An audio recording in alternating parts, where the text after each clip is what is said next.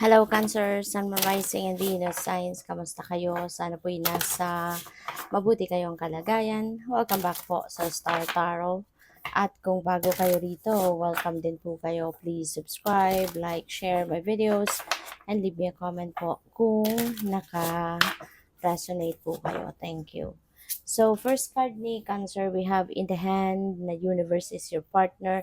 So, napakagandang paalala ito sa inyo, Cancer, no? Na you are co-creating with the divine universe. You know, lahat no ng ginagawa mo, lahat ng mga bagay na na-achieve mo, magkatulong kayo ng universe. Tinutulungan kanya, no? At kumbaga ano ninyo 'yan, um, project, 'di ba?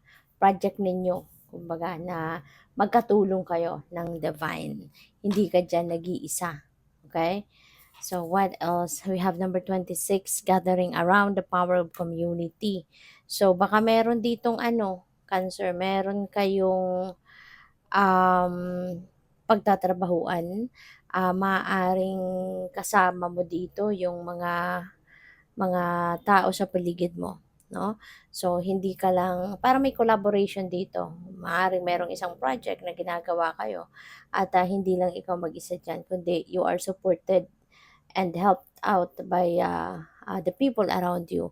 Pwedeng sa community ninyo yan, pwedeng sa trabaho, pwedeng sa pamilya, magkakaibigan, no? Meron kayong pinagtutulong-tulungan, no?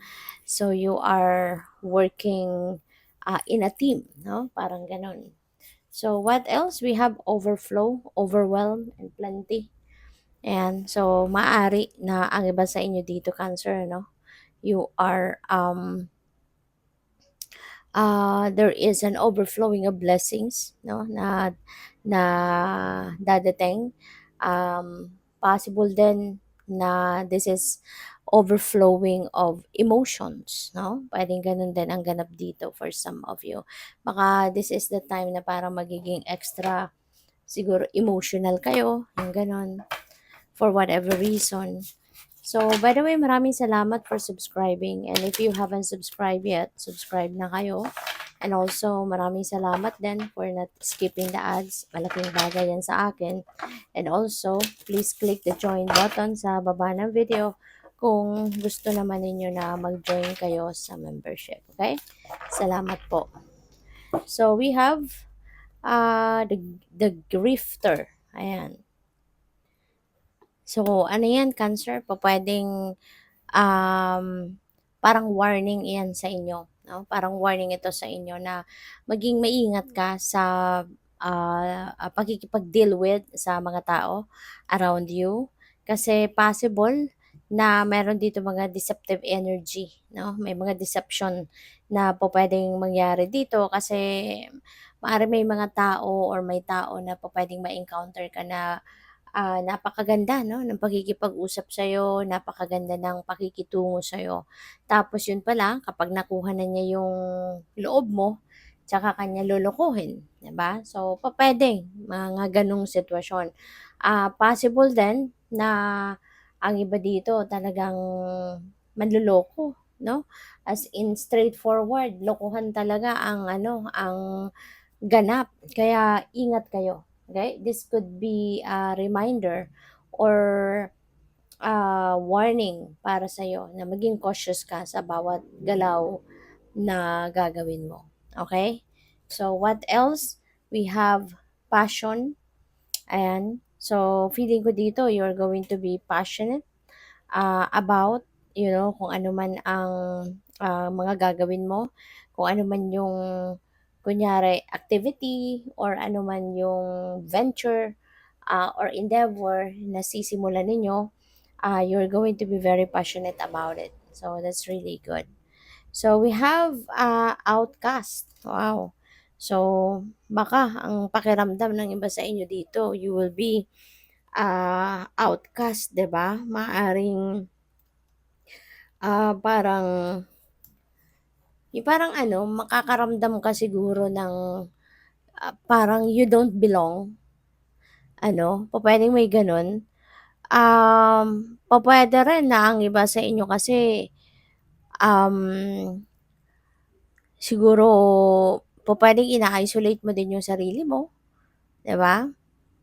Baka baka pakiramdam lang ito, you know? For some of you baka hindi naman talaga gano'n ang sitwasyon but maybe it's just how you feel, 'di ba? Na parang, hindi ka you don't belong in that group, 'di ba? Parang gano'n siguro ang pakiramdam mo. Kaya ina-isolate, may tendency na i-isolate mo na lang yung sarili mo, yung bang gusto mo na lang na mapag-isa, gusto mong dumistansya sa grupo, gusto mong dumistansya sa kanila, kung sino man sila, 'di ba? Parang gano'n. Kasi feeling mo hindi ka nila ka-level, hindi ka nila or pupuwedeng pakiramdam mo hindi ka nila gusto, yung gano'n, 'no? Kaya parang may tendency na makaramdam ka ng ano, na outcast ka.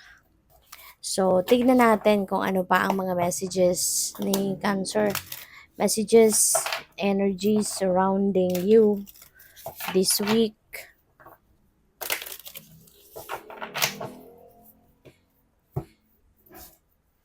So, we have the Seven of Fire. Ayan. So, maaari, no, na may challenge na magaganap para sa'yo. Feeling mo siguro dito, may mga tao na hindi ka gusto. You know, yung outcast na 'to could be related to this kaya siguro mas gusto mo na lang na mapag-isa. You just want to distance, from the crowd, mga gano'n. At, ano ka din, ah, parang alam mo 'yun, yung parang nagbabantay, nakikiramdam, nag-o-observe, yung gano'n sa kung anong mga mangyayari sa paligid. Kasi parang handa ka rin na lumaban, eh, 'no? Handa ka rin na lumaban. Siguro depende sa sitwasyon. Kung kunyari talagang ipo-provoke ka, siguro, haharapin mo sila, you know? Kung siguro, kung ita-touch ka nila, 'di ba? Kung talagang papakialaman ka nila, ganyan. Siguro anytime lalaban ka din 'no, yun ang napi-pick up ko dito. So, choose your battles 'no, kapagka may gano'ng ganap, choose your battles wisely. Kasi may mga sitwasyon na hindi na lang natin kailangang pansinin, dedmahin na lang natin.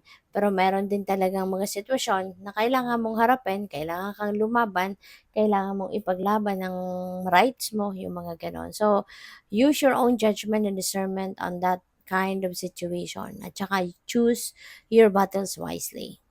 So we have Queen of Earth, ayan. So gracious, practical, and capable. And this is also ano, Cancer, this is also an energy of abundance and prosperity, you know.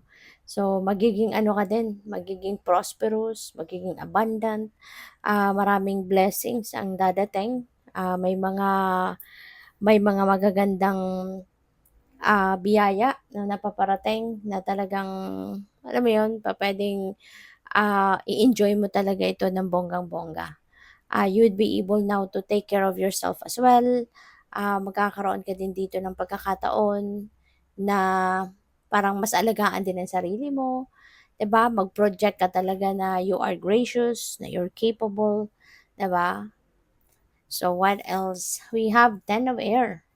Ayan. So, 10 is ending and beginning, no? At, maaaring nanggaling kayo dito sa isang sitwasyon na mahirap, you know? Dumaan kayo sa sitwasyon na mabigat. Kumbaga, maaaring nasaktan ka na kung sino man in the past at, maaaring, dinamdam mo yan, ano, for the longest time. Pero ngayon, you're going to put an end to that. Para masasabi mo sa ngayon na enough is enough. This is a time for me to move on. This is a time for me to start a new life. So, that's it. You know, hindi ko napapayagan na patuloy pa akong masaktan na kung sino man, mga ganyan. Kaya handa ka ng handa ka ng mag-move on at magsimula ng bagong chapter sa buhay mo. So, good luck sa'yo. Thank you for watching Love and Light. Namaste.